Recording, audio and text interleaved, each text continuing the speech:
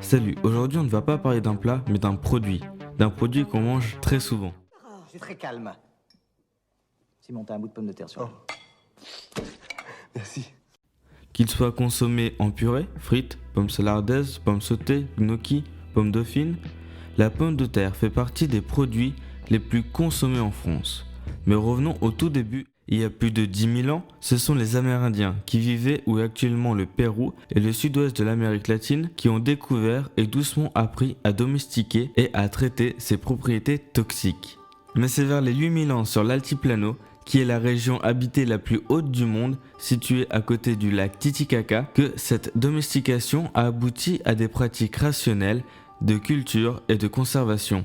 Mais au XVIe siècle, c'est à l'arrivée des conquistadors qu'après leur découverte, les pommes de terre sont embarquées à bord des galions. C'est ainsi que les pommes de terre débarquent dans les ports d'Espagne et commencent à voyager dans l'Europe. Il devient ainsi l'objet de curiosité des botanistes et des rois. Mais elle n'est pas tout de suite considérée comme pouvant servir à l'alimentation.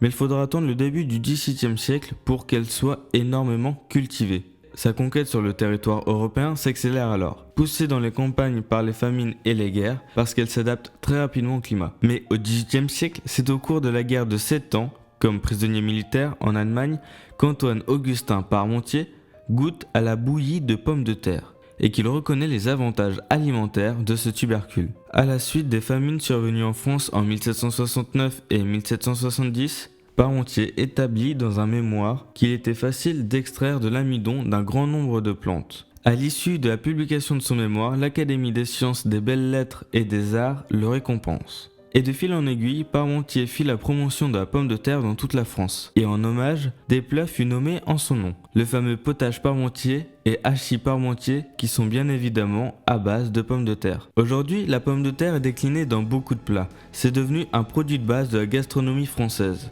On peut en conclure que son avenir n'est pas du tout en danger. Merci d'avoir suivi cet épisode de l'Histoire 2. N'oubliez pas de partager, aimer, commenter et de vous abonner pour suivre les prochains épisodes. Quant à moi, je vous dis à bientôt pour de prochaines vidéos.